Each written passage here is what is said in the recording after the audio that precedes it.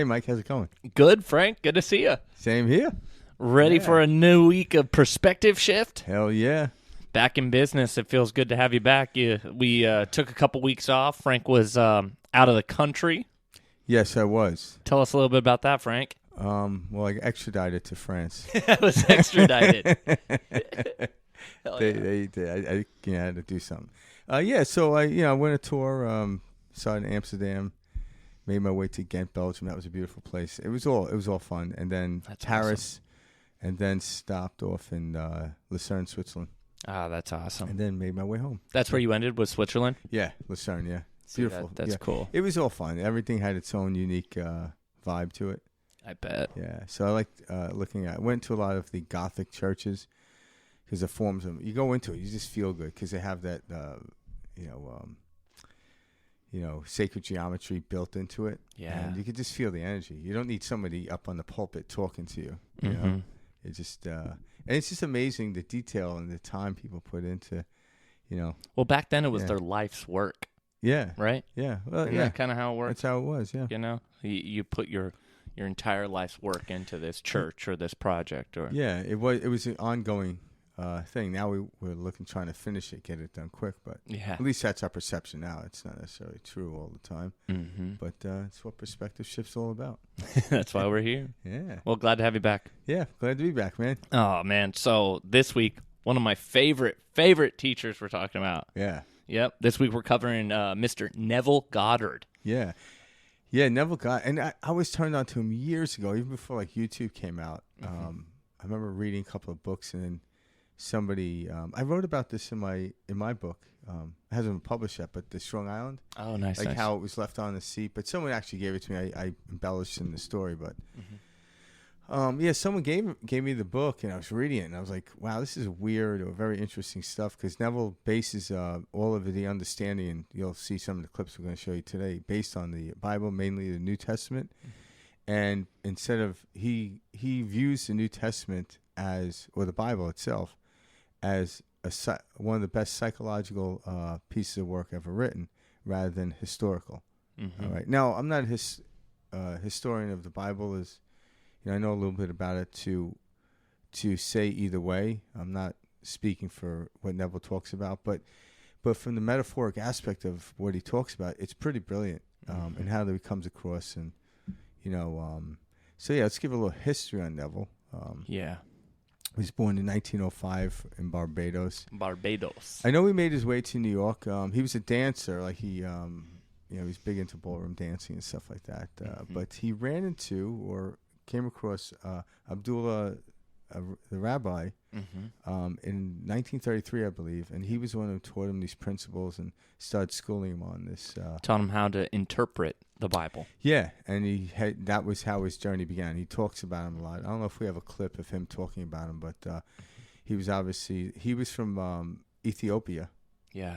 And he was a Jewish rabbi. man. A rabbi, right? yeah. So Yep. and he taught from that perspective, but not based on the religion aspect of it, but the more metaphoric and understanding. We get deeper to all religions. Again, there's nothing wrong with religion. I don't care, about that. It's the basis of all religions where you find these fundamental principles. And Abdullah, the rabbi, had taught Neville, and Neville now, because there's more information out there about Neville writing his books and obviously recordings. He died in 1972, so. We still a lot of stuff on YouTube. There's a ton of stuff on Neville. A lot lot of of content, guys. Yeah.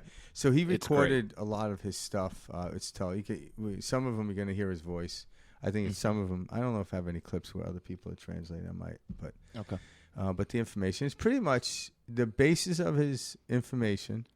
Is the book that I first read by him was The Power of Awareness, and it goes into how your imagination is God, the God within, or the Christ within, however you want to look at it. There's different ways of looking at it. So our imagination is what creates our world, and it's true, because when I started hearing this concept and I started, I mull this over, I contemplate this all the time, and it's true, because you cannot do a single thing without your imagination. Like, even if you're doing something what I call mundane, like going to the grocery store to get milk, You have to imagine the inside of the grocery store and all the thing in order to get there, even though you've been there a million times. So imagination precedes everything. And that's we've also heard the statement or the phrase that everything that exists was once imagined.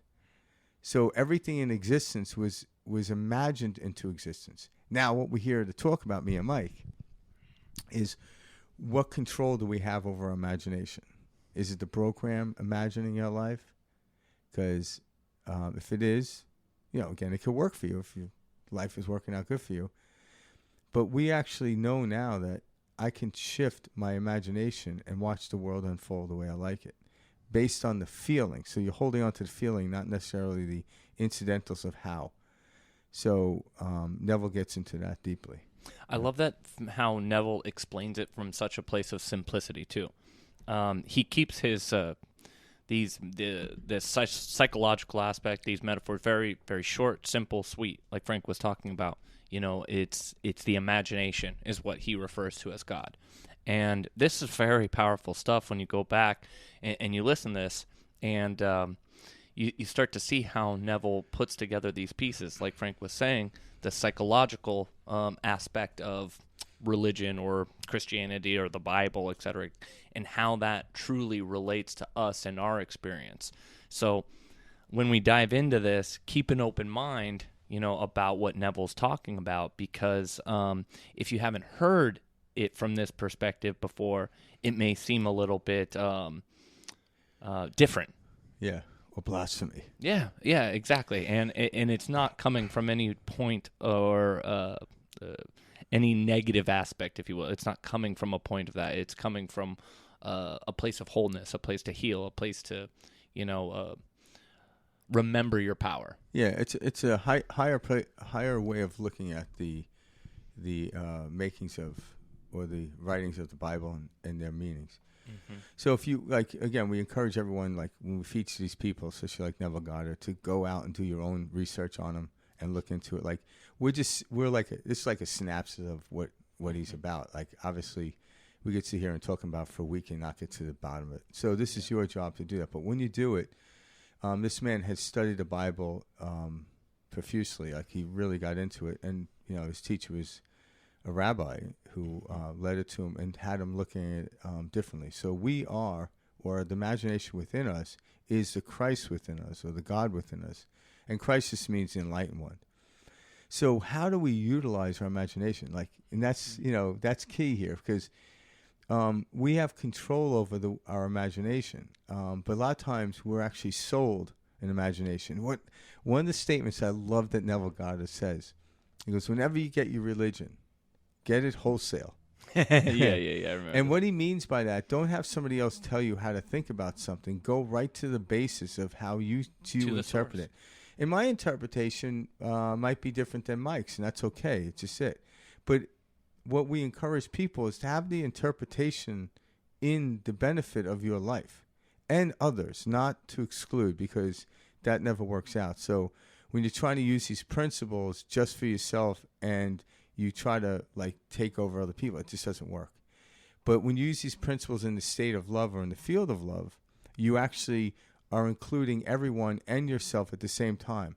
You're not you're not being a martyr by just taking care of other people. You're actually taking care of yourself and others simultaneously.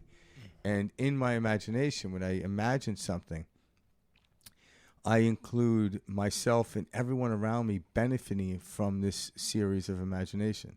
I don't just, in order for me to imagine this, no one else can be there. That's comes from a lack, an understanding of lack of fear, of misunderstanding of what this is all about. Everyone can have their cake and eat it too. Everyone can have a slice of the pie. Matter of fact, everyone has their own pie. And as we go forth, and that's one of our goals here at Perspective Shift, is how people go within and think about this stuff on their own, not take my advice or give any advice. Listen to one of his podcasts, and not podcasts, but one of his talks, and he talked about Homo sapien, and sapien comes from one who knows. So if we know, why are we getting advice from others? We can get perspective from others, which will broaden my perspective. So conversations about that, or debates about that. I go in with an idea, So when I have an idea and I want to contemplate it further, I talk to people about it, and they also give me another viewpoint. Like, wow, I didn't see it that way. But a debate isn't a competition on an idea. It's an expansion onto an idea. Politics will make it a competition, but it wasn't meant to be competing over. It's about how do I expand my perspective onto this thing. And from like a scientific perspective, if you will, these debates, these discussions that Frank's referring to, all that is, broken down really simply, is creating new neural pathways in your brain. Yeah. That's all we're doing. A new way to interpret a situation, a new path for information to run. That's what it is. And the more conversations and the more, cultured we become and the more we can see things from other perspectives, allows that information, if you will, to travel, not in this rudimentary single way that we've been taught. We've been so conditioned and trained that things are go like this, and this is how it's done. And that's very much so just a snippet of what reality really is, and how we're brought up, the culture we're brought up in, how we're trained by family, friends, religion, all this. It very much so gives us a specific point of view about this world. And there are so many other views out there. There are. And that's just one of the principle he talks about. It's true. It's like when you actually you think about something long enough, you place it in your imagination. And the process is, and there's a couple of techniques he used. I'll talk about a little bit later in the broadcast. But the principle is when you actually say a good time is at nighttime, right before you go to bed, because then you have, depending on how much sleep you get, you have once you pass out, you have no interruption in the field of your thought. But you can have it during the day, and someone comes in and tells you bad news at work, and it could disrupt the whole thing, right? Throw the whole day up. That's why I don't go to work. But so, like at night, you would sit there and close your eyes. You can do this as you go into bed. This could be looked at as a meditation. That's how I look at it. And you imagine something that you want to experience, as if you already have it. So you don't imagine yourself moving towards it. You actually imagine it from the place. So if it's a new job, you're already in the job, say, quite a few years. And how would you act? You'd be calm. You would know what you're doing. So you imagine yourself, picture yourself doing it from that place, and then you hold on to the feeling of it, because you can't figure it out. The universe figures things out. We don't. We actually observe and then jump. Like we jump onto the train when it shows up at the train station. We didn't invent the train. We didn't create the train. We just get on it. But your awareness that the train's here is what allows me to get on it to get to the next stop, so to speak. So once we go into the imaginative thought, imagine from the place in which you desire. It will generate a feeling. Now, in the beginning, it might be like, I don't believe this. Like your subconscious is still coming in and says, that's not true. That can't be true. But go to the great imagination like children did and don't have any objectiveness to it. Just allow it to flow. And act as like whether it happens or not, it doesn't matter. When you act that way, it allows your mind to go deep into imagination. Start imagining like yourself owning a business or what have you. And feel what it would feel like to already have the business with the employees already in. You're actually getting written up as one of the best businesses in town. That's what I'm talking about. So you're already at that place, not going towards it, but you're already there. And once you start to talk and imagine this, all of a sudden it will generate a feeling higher than where you are. Kind of like you can feel the electromagnetic field in your body growing. You get goosebumps, That's the moment in time where you let go of it and just hold on to that feeling. Don't try to figure, well, how am I going to do it? And then you fall asleep to it. And then when you fall asleep to it, that's like placing the seed in the ground. And then when you go to sleep, that starts to germinate. It has a gestation period. We're such left brain thinkers. So we're analytical. We use this, okay, in order to accomplish this, I must do that mentality when we're processing any type of information. So like Frank just said, and what Neville's getting at is you're bypassing all of this. How am I going to accomplish this? Or I need to do this in order to get to this point. No, you blow right through that. Just like Einstein used to say, you can't solve the problem on the same frequency or the same vibration as in which the problem was created. Yeah. And so that's really at the crux of Neville is You don't need to know how. You don't need to figure it out. Simply set that intention and begin to experience it. Because the truth is you can't. If you've never been on this journey, you couldn't. Actually, another one of Einstein's quotes, which goes along with what actually Neville's saying, is imagination is far greater than knowledge. Yeah.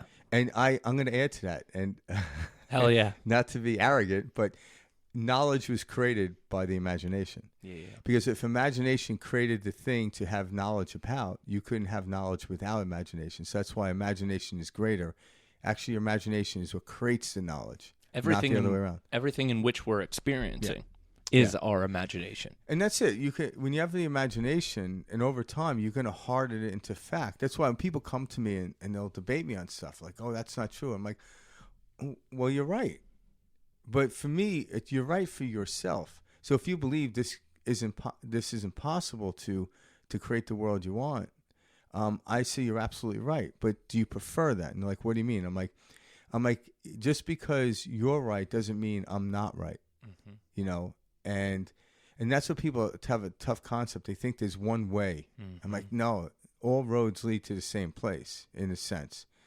But I'm like, when you choose the way that goes against the grain and you realize there's another way, why would you choose that? Because the physics works equally. I could go to bed and imagine getting laid off from work rather than getting a great job. Mm-hmm. And if I hold on to that long enough, I'm going to get laid off. Yeah. Why would you imagine that? Why would you do that? You have control over that. We're not taught what this instrument that we call a body is. Yeah. And I understand why we do it, because when we listen to the outside world, especially the news, we're trained to think that way. Well, the news always tells you about the shoe that's about to drop. It doesn't tell you about the glorious things that happen, like the sun came up, another child was born, a beautiful discovery was made, and we kind of understand. They don't do that. What they do is like, oh my God, holy shit, what's going on? So they're actually, what they're doing is they're programming you into the field in which they make their money. All right? Now, I'm not here to get rid of the news. I'm not here to get rid of anything. I'm here to transcend it. I'm like, yeah, I can watch it. Not to me, watching the news is like watching the Kardashians. And I'm not knocking the Kardashians. Just as entertaining. Yeah, I'm not knocking the Kardashians. Obviously, the Kardashians know they're entertaining. That's why they do it. So it's not here to judge the Kardashians on news. I just don't get pulled into it. It's like, that's not my gig. It's just a certain frequency. It's a vibration. It's picture everything on this one spectrum. Where do you want to be on this spectrum? Yeah. It's all one. Yeah, and that's just it. So do you want to be in the field of fear or the field of love? And the great imagination can catapult you into that. You could be in the state of fear and then transform that, transmute it, become the alchemist, and make it into the state of love. But you can't have both at the same time. Well, let's talk about free will before we start the first video, because that's ultimately what we're talking about. Yeah, free will is a very interesting concept. It's different at different levels. So if you're at the base level of survival, all right, it doesn't seem like you have free will.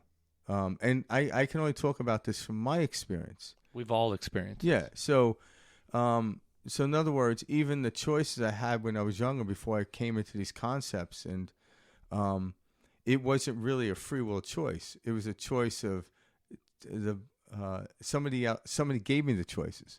So where was the free will there, right? An authority figure. Yeah, but empirically, there is the free will to choose. Because even I once heard somebody say this, that when you go to the very basis of the center part of life, whether you're on the fence, whether you go slightly to the positive or to the negative, but you're in the neutrality place of life, just having a choice weighs out the positive more than the negative. And what I mean is, say you're on a scale and it's like 5 on one side and 5 on the other side, and the middle is neutrality. Well, you say there's equal positive to equal negative.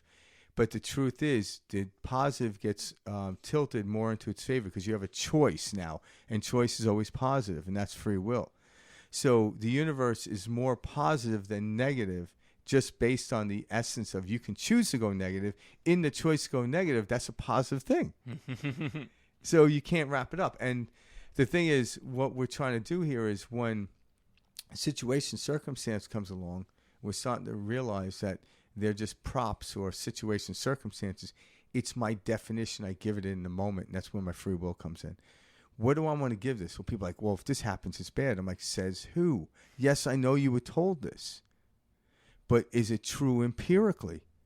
It isn't. Just like a play. When you go watch a play and you see the curtain open, you see all these wooden cutouts, right? Mm-hmm. But once the play starts, the music's playing, the acting plays, that wooden cutout turns into a train. Mm-hmm. And I believe it's a train. Holy shit, that's a train. And then I realize, oh, it's a wooden cutout. And I clap because they pulled me in. They made me believe that prop on the stage was an actual train. But everything is a prop. I have the ability to change how I feel about the prop. No one's going to sell that to me. That's my wholesale. Mm-hmm. I'm going to get how I feel about the situation, circumstance. And why wouldn't I choose something that makes me feel good? Why not? You know, yeah, I might get caught off guard when it first happens because of my old programming. But then I switch. I'm like, why am I getting upset? Once these concepts are discovered, and you see that unhappiness, fear, angst, jealousy, envy, all these things are choices, that's when the world begins to change because you no longer are making the choice to experience those. See, we think that anxiety, depression, all of these things are not a choice. We think that they are something that's outside of us happening to us. And yes, I understand that they can be very real when you are experiencing them. Well, they are real when you experience them. Absolutely. Yeah. There is another way. There is a way out of this. And it's through free will, through an understanding, through a knowing that I have a choice to redirect this imagination, this experience, and experience it in a much more, I don't want to say beneficial, but it is a beneficial, to your life, more whole. But one of the principles, because this is like when people explained this to me years ago, like I got it, but yet they weren't explaining it, and I don't know if I can fully explain it either. But when you're in that place, what me and Mike are asking you to do is let go for a moment. Like you're not in any harm right now, all right? When you're in harm, don't let go. You're in survival. You got to survive. Yeah, you got to survive. That's just when the lions chase you, please run. Don't try to meditate. Yeah, seriously. But once you get away from the harm and the thing, contemplate these ideas. And what happens is when the idea of contemplation means come to temple. It means just sit there and not thinking about it, but allowing thought to come in and like, What happens is your energy rises to a higher level, just as if you're walking up a mountain, and all of a sudden you see the valley from a whole different thing. It was the same valley, but when I was at the base of the valley, I couldn't see the valley. But when I walked up the mountain halfway, I'm like, wow, now I could see a broader perspective and a broader view of what's actually happening down there. And it's the same valley, but it looks different from the viewpoint in which I'm in. But you want to do it, and that's where meditation comes in. It allows you to level up. So, yeah, if you're sitting in crisis mode right now, do not take my advice on this, all right? Like, you take care of yourself. This is pragmatic living. We're practical beings. But at a higher level, you can evade or avoid what was considered harm. Now, there's always circumstances, situations that come to arise.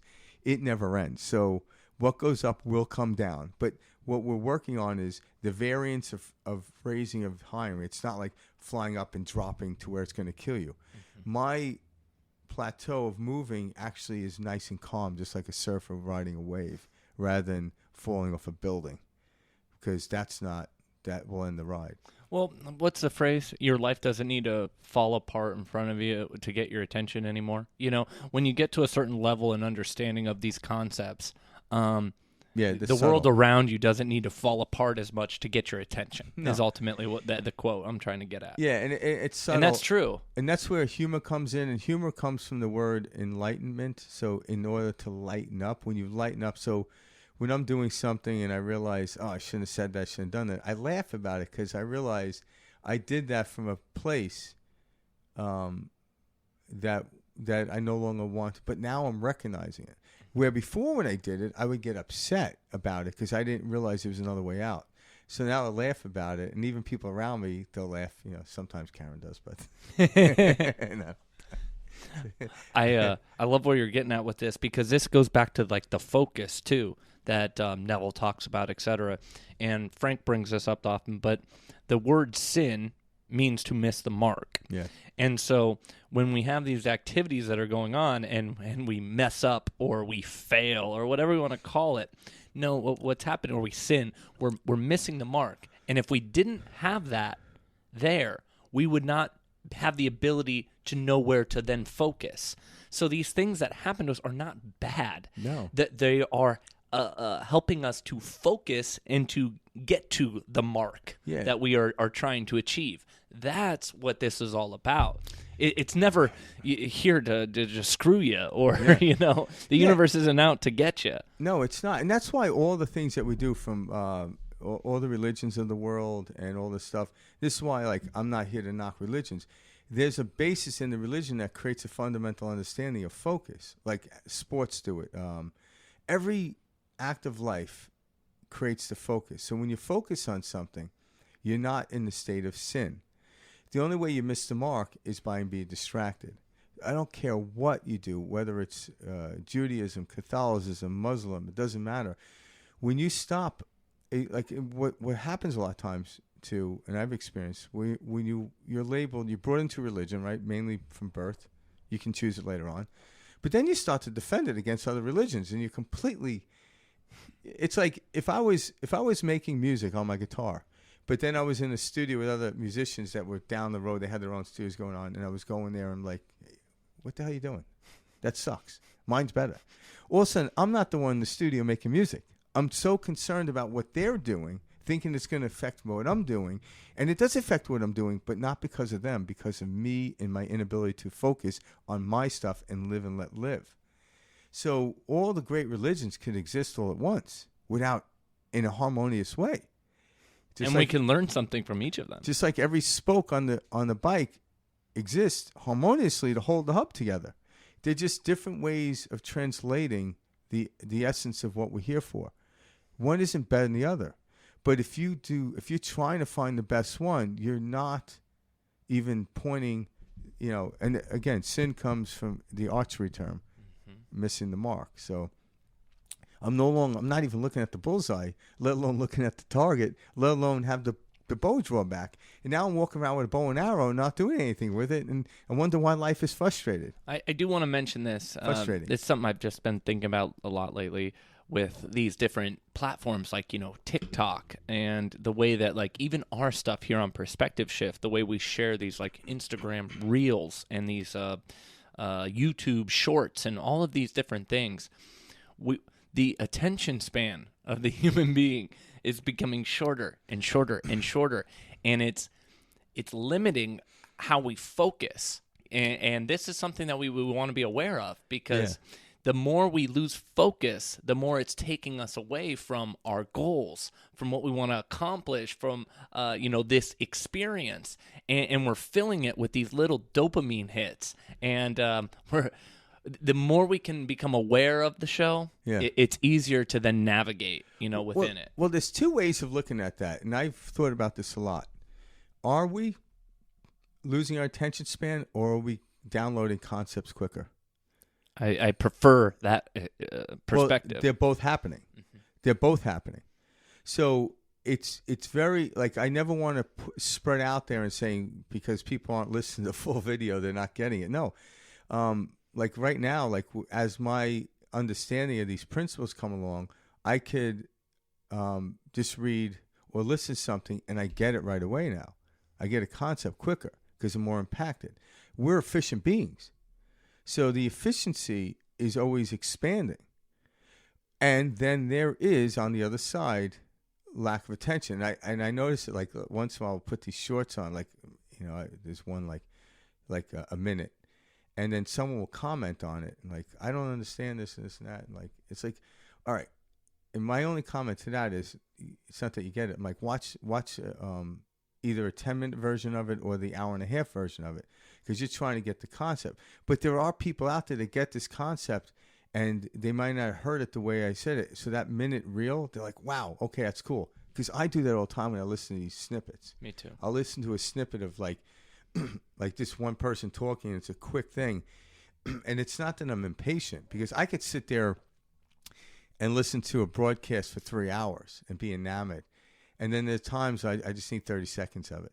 But I don't know when that is. I don't know what it is. So I believe it's both this and that in the time we're in, because I don't want to label someone like, oh, if you don't watch the whole thing, you're not getting it. That's not true.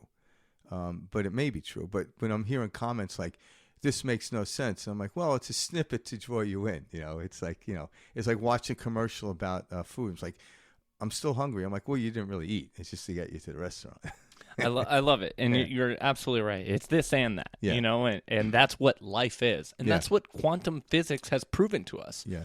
Quantum physics has proven that it is both. Yeah. It's right and it's wrong at the same time. And this sounds really funky, because how we were raised in the culture, and we were raised on classic 1950s, type of science. But this is not the case. And the new science is coming out and proving this. And so it's very cool to know that this world that we're living in is both this and that. Yeah. And when you understand that from a thinking mind way, it allows you to open up even more to this world that's around us and begin to experience this crazy reality that we call life. Yeah, and where I would suggest other people to spend most of their time is in their own place of imagination. Like when I read books on people that made it from here to there, or whatever, it just inspires me to know that this thing is possible. It always is. So, but I don't sit there and go forth and study that person any further. I'm like, I am my own study. But that reading their book allowed me to realize, wow, all right. And the cool thing is, most people write these books always play into the field of like, yeah, I was once you. We're all, we're all the same. We all have the God within. It's no different. But when we start having that self-talk and you read it enough times, you start to then believe it, because early on we weren't. In order to have God, present myself to God, I had to do this, this, and this. I'm like, oh my God, I got more homework to do. You got to get baptized, and then after that, you got to do this. And then even then, you got to go to church every Sunday. You'll never be like Jesus. And what are we doing this game for? Hey, didn't that guy say something about unconditional love? That sounds like a shitload of conditions. Yeah. So you get all these ideas and you finally give up, but you realize, why the person told you. For one, they didn't if they fully understand the concept, they would have narrowed the field down to saying you'll never get there, but try anyway. It's like, wow, that's just, I'm not doing that. And most people don't. I don't care. Even if you can't even read, you're not going to do that. Like, this is not a highly intellectual understanding. This is nature. Like, if it's not going to benefit me, why the hell am I doing it? Well, what's so funny about that, right? Like, you grew up in an Irish Catholic family just like me, yeah. So we were kind of taught that yeah, this is what we're told, but life's not really like that. So you just got to tough it out. When it comes to religion, people are just yeah, this is what you're supposed to believe, but you kind of just do your thing, and you'll have some sins, you'll experience this, and we know it sucks, but you just got to do it. And it's the weirdest shit. It's like this guilt. I don't know how to explain it. What was weird about it is everyone that was teaching me, everything from the nuns to even my parents, they're like, yeah, we don't follow it, but you got to do it. Or they don't really know. They're like, try it. See how it works for you, it's like having that friend you had, you have a great idea and you do something. Like, I remember we like to, it was during the time of Evel Knievel when I was a kid. Hell yeah. You make this ramp. It's like, okay, this one's bigger. Like, who are we going to get to test it out? Yeah. I'm not testing this out. I'm not doing it. It's like all of our adults are testing out. Okay, how can we really find a way to God? Let's mess with Frankie over there and see if it works. But truly. Because they have the essence or the sense that they didn't really know, but yet they're teaching me. Yeah. And what I've come to truly know is when I move into the unknown, I know nothing, and that is a peaceful place. Just like when I was a child. Most people, unless you had a really horrific childhood, and even now if you get over it, I've heard people talk about this, so I'm not going to speak for everyone. It was a glorious time, but they knew something was up and was wrong. But when I grew up, when I was a kid, before anything was actually asked of me at a harsh place, I have to hand in homework, So you're talking about kindergarten, first grade, maybe up to third grade. You had to show up at school. But my imagination ran wild, and I knew nothing, and that's why I was happy. But once I was told, in order to be happy, you have to get an A. In order to be happy, you have to pass on to the next grade. In order to be happy, you have to make the first string, whatever sport is. In order to be happy, you have to date this girl or date that guy. All of a sudden, circumstance, situation, what going to make me happy? Outside conditions.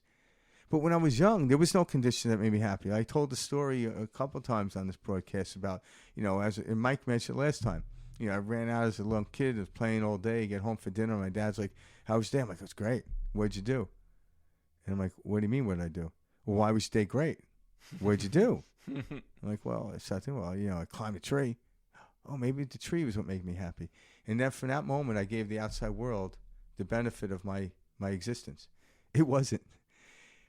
I was happy. I just happened to climb a tree that was in the woods.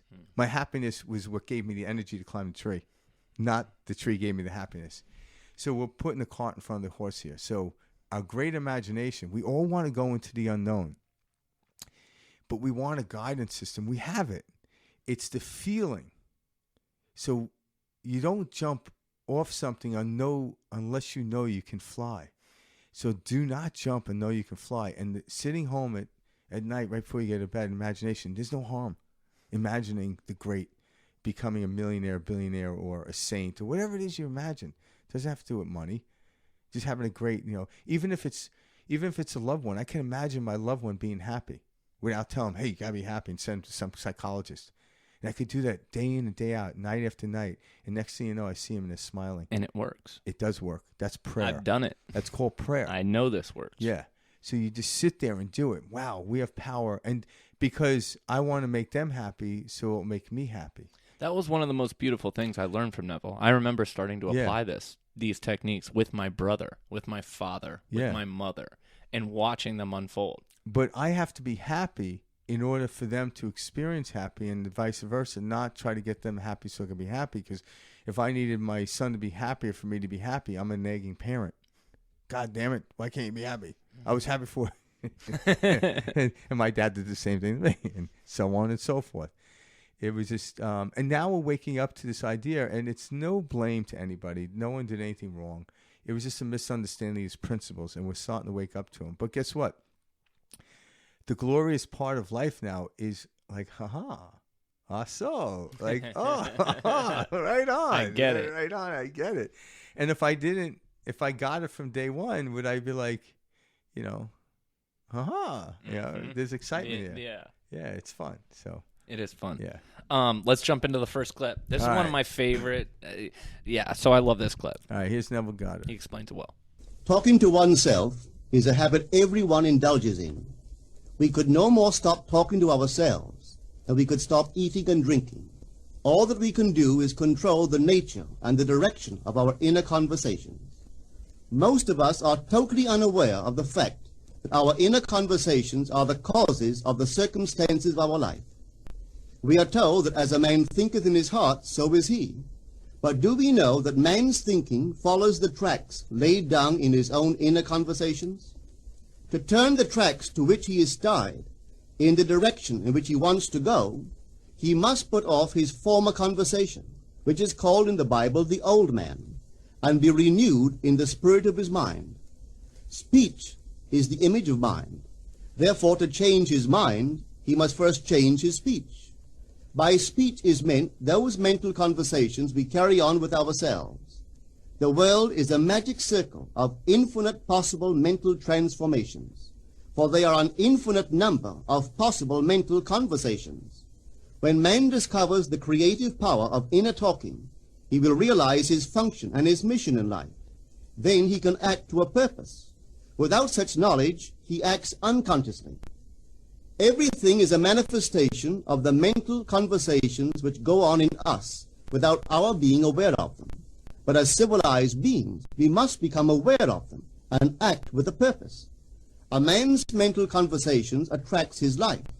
As long as there is no change in his inner talking, the personal history of the man remains the same.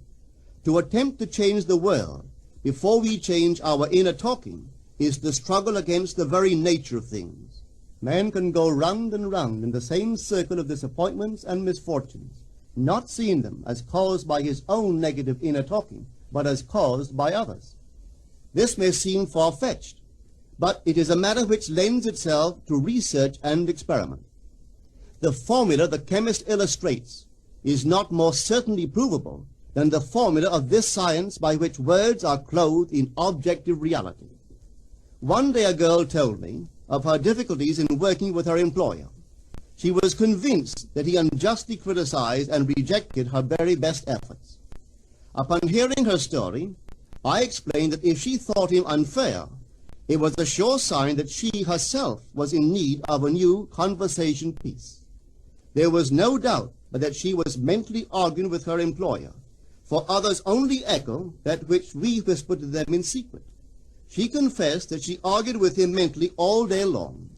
When she realized what she had been doing, she agreed to change her inner conversations with her employer. She imagined that he had congratulated her on her fine work, and that she, in turn, had thanked him for his praise and kindness. To her great delight, she soon discovered that her own attitude was the cause of all that befell her. The behavior of her employer reversed itself. It echoed, as it had always done, her mental conversations with him. Yeah. That's good. Isn't that awesome? It is good. And that's what we're living in. Yeah, that's the key right there. Like, and that's why it's suggested to do at night, because at night, like, just for fun, suspend all the beliefs and what's going on in your life just for a moment. That's where the imagination comes in. And at night it's easy, because you're going to bed. So just suspend all your beliefs about life, about the world around you, just momentarily, and then tell yourself what we call a fictional story. And there is no fiction in the world, actually. Or it's all fiction. It's all fiction. Because we make it into reality. Mm-hmm. So when you do it at night, it doesn't seem anything's pulling at you, other than your pillow, right? In the morning, you might not have time. You're worried about work. But when you do this, all of a sudden, you find yourself doing this day in and day out, all day long. This becomes your meditative form. So meditation, we know the word. If you heard us before talk about it, means become familiar with. And in the East and in other places, it means to contemplate. So if you're contemplating these concepts all day long, you are a walking meditation. You're creating your world as you're stepping into it. But I suggest doing it at night. There's another practice I was telling you earlier that I've heard Neville talk about. I love this one. It's pretty powerful.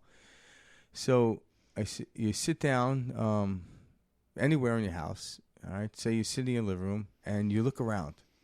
You look at everything from the photos to the TV or whatever's all the content in your house. All right. And then you close your eyes and you picture that content.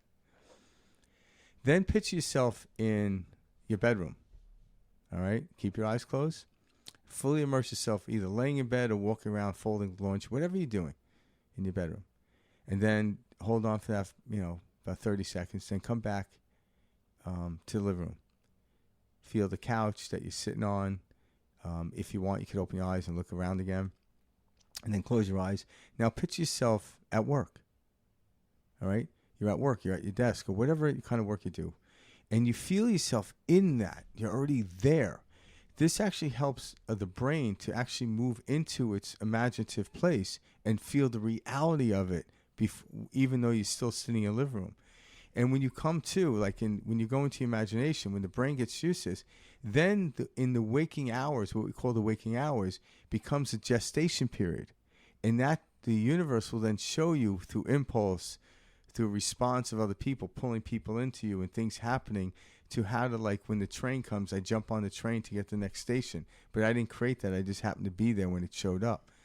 That's what starts to happen. You start to see the world you create in your head start to unfold as you're in the waking hours of your day. It's amazing. So it's a very simple practice. It doesn't have to take more than 10 minutes. Just like another thing he would say is, can you sit here, even with your eyes open, know the difference between a tennis ball and an apple? You can feel the fuzziness of a tennis ball and the smooth of an apple. It means your imagination is perfect. People are like, oh, that person's lacking in imagination. Like, no one actually lacks in imagination. It's just, am I utilizing the imagination for where I want to go or for what is coming down the pike or what's being fed into me? There's a reason Walt Disney loved the imagination, yeah. Guys. He figured out this trick if you will, the trick of life. Well, that's what this is. This experience is our imagination. It only seems like a trick, but this is the basis of all existence in life is how we use that. So, and that's why Neville uses imagination as the Christ within us. Mm-hmm. So if you want to meet up with Christ, meet up with your imagination. But most people's imagination is like, holy shit, I can't believe this happened. Oh my God, oh my God, oh my God, oh my God. And they wonder why day by day by day nothing changes. But when you start to slip into other things, imagine this, imagine that, there's this huge field of energy that comes into you. And all of a sudden that energy creates a bigger electromagnetic field. The big electromagnetic field does what? It attracts situation, circumstance, people, whatever it is. And when they come, yes, my enacting it into the field like an actor does on stage with the prop, but the prop is already there. And all I'm doing is acting, but that acting is enjoyable, not like, oh, I got to do this. In order to get this business, I have to do all these things. I'm like, where'd you get the information from?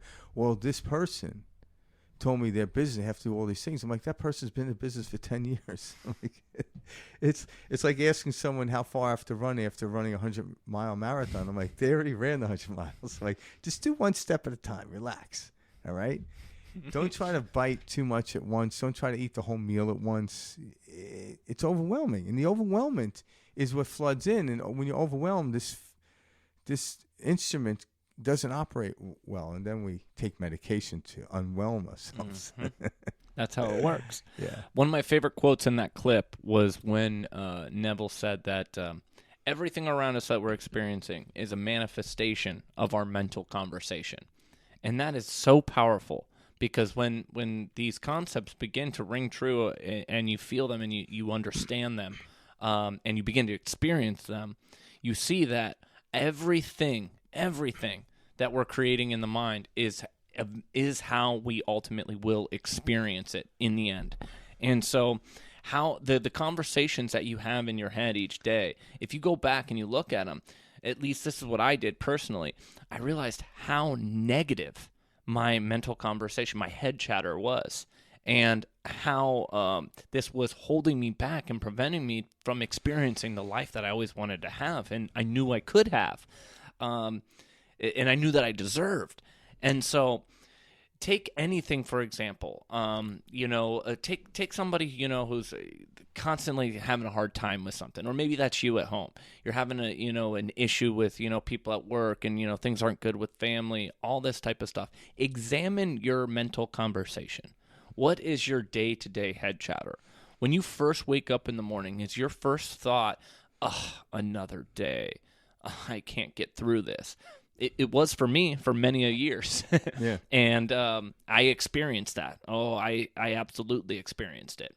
And now begin to look at the situations that so-called happen to you, throughout the day, and see, okay, these experiences that are happening to me, I'm getting more bills, I'm losing my job, I'm getting in fights, I'm having an issue with my partner, my relationship with my family's falling apart. These are all signs of your mental conversations and the conversation that you're having within. And what you're doing unknowingly is imagining a life of pain, a life of suffering. And it's once that really clicks for you, and you start to change those mental conversations, and it feels weird at first. It does. It feels forced. It feels awkward. It feels funny. That's when you begin changing the programming, as Frank and I say.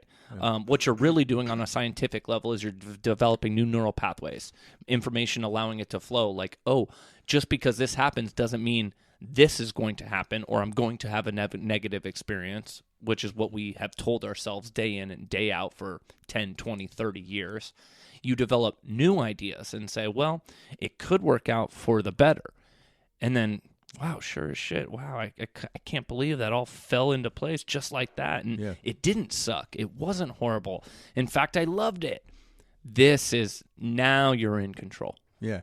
And I want to reiterate, because we had not too long ago, someone made a comment on one of the, was it you that remember the comment? The one I was talking about with you? Yeah. Yeah. That was the Hero's Journey reel we had. Yeah, so, and the reason I want to really get this, because like when people comment and they don't get it and they get it, I feel responsible that I didn't explain it properly. And that's kind of it. I'm not here to say they didn't get it, but the thing we have to understand is, even though you start getting these concepts, it doesn't mean you're not going to not get sick. You're not going to do this. It's just that when it happens, you look at it as the opportunity rather than default. I mean, a problem. So it doesn't mean these things don't happen. It doesn't mean the sun doesn't come down. What goes up must come down. That physics will always and forever exist. But yet, we actually, when we get to higher levels of understanding, we actually encourage it. We want to go up and down on the roller coaster. You understand what's happening. Yes, and you actually enjoy the ups and the downs equally. Mm-hmm. All right, so because you know it's no longer going to just keep going down. Yeah. You understand, hey, this comes, the wave comes in, Yeah. the wave goes back. The wave comes in, the wave goes back. Yeah, and the comment was based on the victim. Like, we're sitting, and they thought we were blaming the victim. We're not blaming the victim, and what we're trying to get across is that instinctively or internally, empirically, we aren't victims, but we can fall into the victim mentality. And I have done it before. And if I was in that state and someone tried to tell me this, I would have punched them. Yeah, I remember being there. Yeah. But yet, when you step out of it, because the thing is this, the gentleman who wrote in and commented, like he said, this is bullshit, to some level had to know there was truth in it, or he wouldn't have watched it in the beginning. But I could be out of place speaking here, but he wanted to know it more conceptually, and from the way we explained it, maybe in that short term, it wasn't good enough for him, and so we apologize for that. But what's really going on there is, you know it to be true, because if it wasn't true, you wouldn't even be arguing the point against the comment saying this is bullshit. But how do we get that? How do we touch it? And the only way to do is to let go of everything in that moment. That's where meditation comes in. I let go of all my beliefs. I put them aside. I put them in the corner room. Just like, when I go somewhere, I place my gatherings. And when I leave, I get them back. I'm not saying get rid of them. Just place them aside for a moment. When I place it aside for a moment, there's this natural phenomenon that happens. So you rise higher and you can see everything. I'm like, wow. But now in order to experience it, I have to go down to it.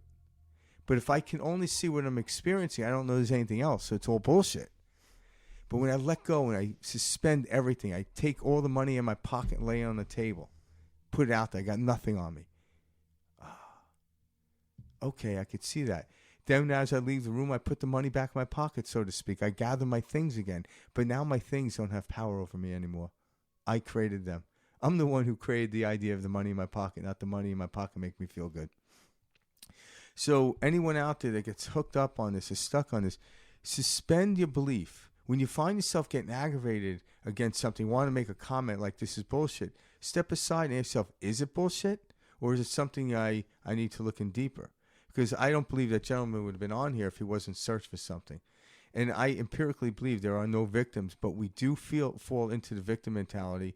And when someone's in a victim state, I don't go to them and saying, this is all you're doing.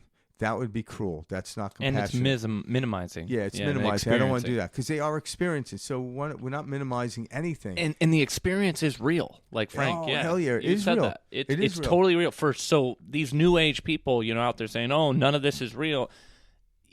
Yes, from that level, nothing is real because we have the ability to manipulate it within the imagination mind. But the experience itself is real. Exactly. So if you're experiencing cancer and disease, it's real for you in that moment. It absolutely is. But know this, and this is where I start with that, and if anyone wants to listen, even sick people don't say sick all the time, and even if death becomes the end of them, I listened to Ramdas say this. He goes, "Hell yeah. Death is not dangerous." No. It's not. And again, we want to stay here and experience as much as we can. I'm not suggesting and taking it lightly for certain people, but when you lighten up on death, you actually tend to live a longer and better life. And what's a longer and better life? It's not the measure of time. But when I'm excited, time sits still. It really does. It's amazing how time, you don't even notice time until you're no longer sitting still. It's like, holy shit, that was 3 hours? Like, it felt like 10 minutes. But that's kind of the point we want to make, and that's what Neville talks about all the time. It's our imagination. It's the talk we have, and there's nothing outside force unless we're influenced by the outside imagination. Well, I'll give a personal example of that too, because when I started learning these concepts, I did the exact same thing, and it's because of how we've trained the way we process information.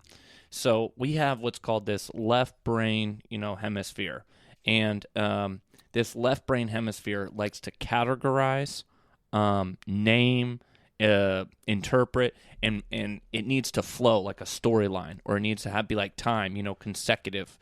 We need to have, everything has to have its place and purpose, etc., and it has to fit within the puzzle that we have overall. And so when I would listen to these concepts, my left brain thinking mind would always go to, okay, well, what if this? And what about this? And how would this apply to a woman who is raped? How would this apply to somebody, this child sick in Africa that doesn't have any food? Whatever. But my mind would go there. And it's in that maze that we get lost. It's saying, well, what about this? And how about this? We have to let go of trying to fit everything into a one way of experiencing or thinking or feeling, because it doesn't all fit. In fact, everything that comes to mind, is in itself its own experience. So if we allow ourselves to get caught in this mythology, if you will, of saying like, in order for us to experience this, it has to be the same for every single person, we're missing out and losing an entire experience in itself. So I remember personally also kind of challenging certain ideas and concepts as I heard them, but it wasn't until I let go of the it has to be this way type of mentality that these concepts began to really ring true and make sense to me. Yeah. And we all know this is true, because how many stories have you read for people that were in places of victimization, poverty, and they rose above it? Well, how did they rise above it? They stepped out of it. It's always a story, And they may say, well, this happened and that happened, this happened. But those things happen because somewhere, maybe they didn't even know it, at nighttime when the horrors of the day were gone, without even knowing it, they were imagining a better life because the life they had was so horrible. And in that field of imagination was sprouted new sprouts the next day, and they say, let me go over there. Let me take this opportunity. Let me go and exercise my life onto that condition that just showed up and do that. And all of a sudden, one thing begets the next and begets, but it happens spontaneously.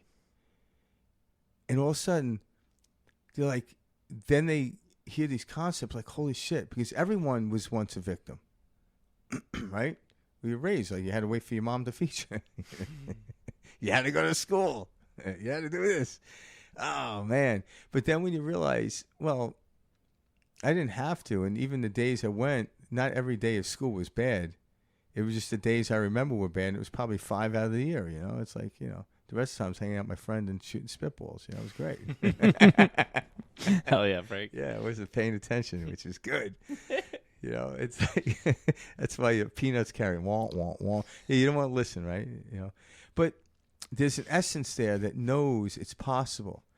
So how do we get to that place? How do we get to the people in the dark and get them out? Well, your imagination. Like, can you picture somebody that has cancer that you know? And you got to do this in the silence, you could really get in someone's face and ruin everything. You can't preach to people. So here comes the craft. Here comes the focus. Can I imagine a loved one of mine that has cancer, close my eyes, and them coming to me and saying, my cancer is gone? Yeah, it can be difficult in the beginning. But can you do that day in and day out and night after night? That is the focus.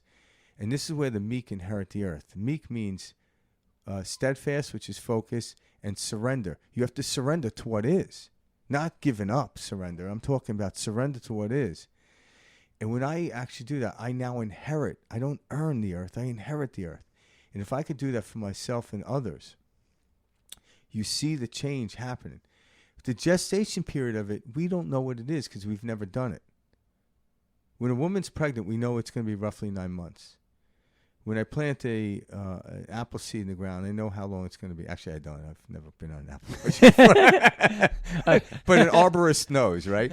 Correct. Yeah. So, but when you head into something like a loved one of yours has cancer, we don't know the gestation period. But in the interim of the gestation and everything happening, you have to fulfill the assumption of the feeling of what it would be like. Hang your hat on what it would be like for that person to come to you and say that cancer's free.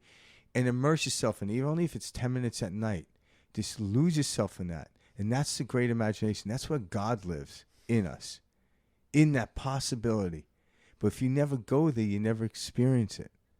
And then whatever you see is your reality, and it is true. It is true, but the other side is true as well. But you cannot, I would never tell someone what truth is because they know what the truth is. I would just have them exercise it and gain their new truth. You know, you take someone like Oprah Winfrey, who had a horrific background early on and made it in a field where it was dominated by males, right? And white males, nonetheless. Yep. And here's this woman that comes along and sweeps the whole place. Yep. And how did she do it?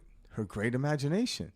Her great imagination. And she knows that, too. Yeah, she knows it. She teaches. She talks about it. She's very awake. So my point of bringing up Oprah is it's possible. It's all I need to know. And then I have to go into my own great imagination to find and tell the story in the assumption of the feeling of me already having it and then watch it unfold.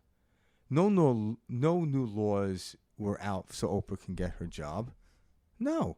The world was still a shitty place from some perspective, but she transcended that, and nothing could stop her. Nothing. The great imagination is the Christ within us, and Neville talks about that. So this screen in front of us that we call reality, everything we're experiencing, that is God. And when we get quiet, when we have this imagination, you know, and we think and truly feel, you know, and we experience a sensation, the body has no choice but to show us what we're feeling. It has no choice but to deliver upon, you know, what we focus on, marinate in, etc. And so this does not mean you must sit there and recite, you know, all day long the things that you want until they happen. No. Because that's where some people get caught up in this, is they think, okay, if I give up thinking about this, then it's not going to happen. I have to constantly and you know, focus and think on this all day long, etc., until I experience it. And that's not the case. Yeah, it's because that's like the seed being planted, yeah. you know, and the farmer coming out and digging it up every day and going, okay, why isn't it sprouted? Well, you keep digging it up. Yeah. So rest assured that great example. Yeah. That this happens. You know, this absolutely happens. And start with something small. Start with little things, because then as they work, you're like, holy little. Shit. Yeah. They're all little. That's it. Yeah. Everything is little at that point. And you realize, oh my God, how powerful I am. Try it. And that's, you know, in religion they call that prayer. And that's really what it is. Prayer, meditation, however you look at it, it's the same. Prayer, meditation, witchcraft, it's all the same thing. Well, yeah. No, I will say that. Yeah. I will say that boldly. I really believe that anything that we put an attention on is a form of prayer, it's all about your intent. What is coming into this imagination? You know, that's what it is. And we have power over it, and that's where the free will comes in. So even regardless of what's happening around us, like what Neville said in this clip, was you have to suspend the idea or the belief or the chatter in the head that's going on right now in order to step into the great imagination. Just suspend it for a moment. If you want to pick it up later, just leave it at the door. Don't try to throw it in the garbage. Leave it at the door, and what's going to happen? You're going to walk to that door, and you're just going to throw it in the trash bag. It's a trash can. That's it. That's the brilliance of it. But don't ever take it away from yourself. Allow it to fall away. Don't cold turkey life. Life wasn't meant to live in abstinence. It was meant to be coaxed into an understanding. I know Mark Twain had a famous quote that habits, and the way we think are habits. I'm not just talking about addictions to drugs and alcohol or habits, but the way we think is a habit. But a habit isn't to be tossed out the window. It's to be coaxed down the stairs one step at a time. So when you get to the bottom step, you get to the platform, or the landing, I should say, all of a sudden it's like there's nothing left to hold on to. But if you threw it out the window, you're going to jump out the window after it. And that's the end of you. Don't cold turkey. And people that seem to cold turkey it, that was their landing, by the way. That was their last step. You just didn't see it. Don't cold turkey it. We're not meant to live in absence. We're meant to live in coaxing stuff. Sit quietly. Suspend things. And when you suspend it, what naturally happens, you fulfill another idea in its place. And there's not enough room for the other thing to have. There's only so much room in my pocket. So am I going to get rid of the lint in order to put money in? Hell yeah. I'll get rid of that lint. But if someone says, I got some money for him, I got too much lint in my pocket. Sorry. It won't fit. Thank you anyway. No. And if I have too many dollars, then I'll take the 100 and empty my pocket. Mm-hmm. It's kind of that, moving towards that. But I don't get rid of the lint until the other thing I hold value more to is offered. And then I get rid of the lint. I think one thing that Frank and I both People really are like, what want. the hell is he talking about lint for? Hey, no, but that's a good example of something meaningless. Yeah. And something that just fills up the void. Because Yeah. that's what these negative thoughts are. That's meaningless, They're- void filling. They're lint. Yeah, they're lint. Truly, though, it really is just a whatever. And we allow it to weigh us down. It's a byproduct of shit we don't use anymore. Yeah, and it weighs us down. Yeah. But I think one of my favorite things just about Neville in general is the amount of peace that you get from applying these types of principles, applying these types of, using your imagination. Because ultimately, I was able to truly surrender and let go and realize, wow, these negative thoughts, this constant head chatter, going in the wrong direction, if you will, from where I want to be, is something I don't have to entertain. In fact, I can stop it, and I don't need to continue. I'm not leaving something a stone unturned. It's not going to affect me by no longer allowing my program to run this negative head chatter. In fact, it was quite the opposite. It was such a liberating experience learning this, because now there is no bad day. There are no bad days. They're just interesting. Yeah, exactly. And it's, oh, wow, I saw that. Yeah, that happened. Okay, Yeah. Where does it go from here? And so rest easy and know that where you put the attention and truly where you put the feeling is what you will ultimately end up experiencing. Yeah. And that is quite empowering, because then you start to, implement this, and you start to picture those situations that you want to experience, and you start to feel them. And that's the most important part, is you have to feel them. And then they will enact themselves out in front of your eyes. It's mind-blowing. Yeah, and you incorporate yourself. It's already happening. So the life you're living was imagined. It might be in someone else's storyline that you played into the imagination. But now here comes the free will. I'm going to choose something by suspending my old beliefs just for a moment. And then I'm like, oh, it's time to let go of that. And this is going to be a continuum now, like for the rest of your life. It's going to continue. And that's the brilliance of it. You're never going to know everything. Nor do you want to. Nor do you need to. So therefore, you're never going to get it done. If you're never going to get it done, just relax. And when you relax, it's so much easier to imagine grander things. And even the more I get into it, I'm not even imagining things anymore. It's situations and circumstances involving individuals and people around me. Because money's always somewhat been there for me, but early on, I didn't know that. I'm at a point where it was always there. I always worried about, like, oh, well, I live on the street. When's my last meal? I've never been homeless. I've never so why am I expecting it to happen anytime soon? So those aren't so adding into it, but my imagination, my great imagination, will actually pull more money in for me to fulfill it, or not. Maybe someone will gift me something, Either way, when I'm open to it, like if you're just saying, I need the money, And why do you need this money? I want this nice house. I'm like, someone could have, and I'm just using an example, someone could have gifted you the house. But you're trying to figure it out, so you miss out on that opportunity where someone could have gifted you a house because you're just focused on the money. And a lot of times I know people that focus just on the money. Check this out. This happened to me before. I wanted the money so I can get this thing. And then I got the money. I didn't want to part with the money, and I never got that thing. And then the taxman came and took the money. or the ex-wife, either one. Yeah, seriously, right? Well, what's so funny too, or remember, Frank and I, we're living in the same world that everybody else is. You know, we still are paying different frequencies. Well, yeah, totally. Yeah. But what I mean is, like, we're still paying $6 a gallon for gas. We still have the same president. He still owns a business. I still own a business. But the difference that Frank and I are talking about is we're in the world. We're not of the world. Yeah. And that is one of the most powerful quotes out there. You know. Don't let this world consume you. You'll rise above it. And that's when you hear people talking about, you know, this third dimensional plane, this fourth dimensional plane, this fifth dimensional plane. You're not changing physical area. Yeah, but it's how you experience. Yeah, and it's a new experience of this. And reality. I don't want to take away from anyone that's living in this world that, you know, was barely making it before, and now gas went up to $6 a gallon. Yeah, do what you can do logically to figure out ways to do it, because we're creative human beings, you know, and so once we get innovative and creative and how to figure out, so, you know, like I can't afford, so am I going to sit home and just imagine it and just drive the car every day and put myself into poverty, or, you know, get rid of my bank account because of gas?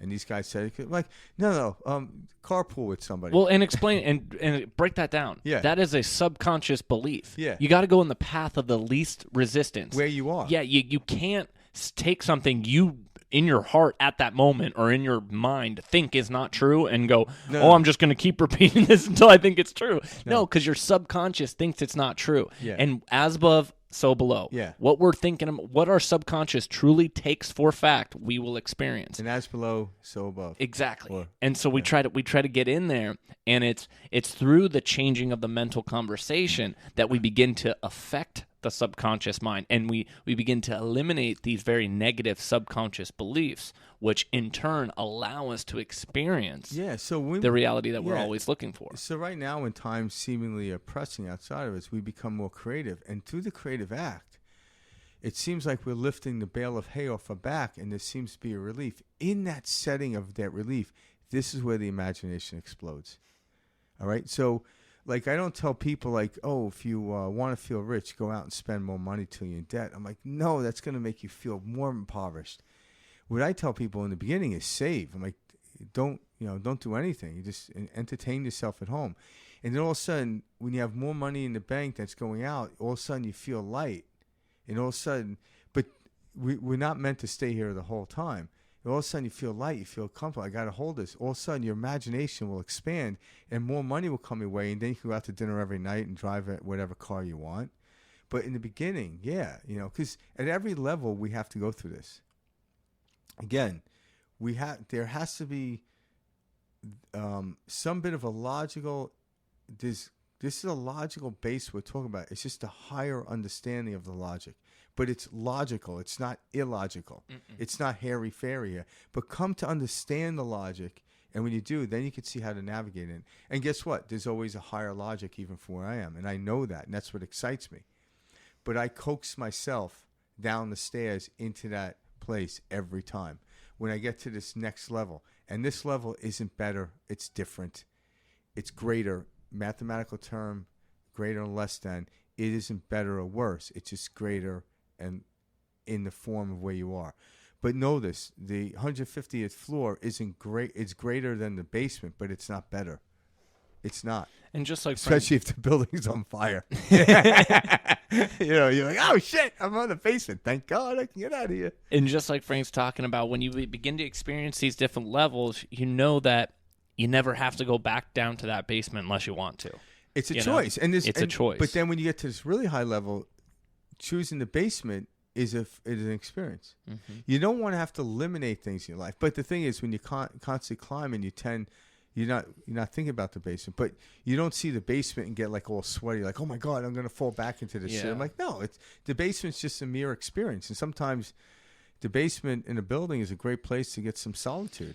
Yeah, you start to, you don't fear the unknown. You embrace the unknown. Yeah. In fact, and I heard a quote one time. Unknown. I forgot who it was, but somebody was like, you know, it was some famous person. Some famous person. The bird lands on the branch, not thinking that, you know, oh, this branch has to support me. Oh, what if this branch gives out? No, the bird lands on the branch knowing that he'll be fine because of his wings. And that's the same way. Your wings are your imagination. And so no matter where you land, when these concepts begin to sink into that subconscious mind, you understand that not only will you be fine, but you will thrive. Yeah, and that's it. So when you go into the great imagination, say you do it at night, and then what you do is get excited for the day and start to, like, not overly notice, but, like, just notice how things look different. Like, people at work seem different. And just that simple notice, that's the gratitude. So gratitude is one of the greatest emotions to actually excel this process. So people, it's easy to be grateful for what I have, but can you be grateful for what hasn't existed yet? That's the key. So here I am, I wake up, and I'm still in the same house that I went to sleep in, but in my imagination I was in a different house. Can I be excited and grateful for that new house that I haven't? That's where the power, that's how you accelerate the gestation period.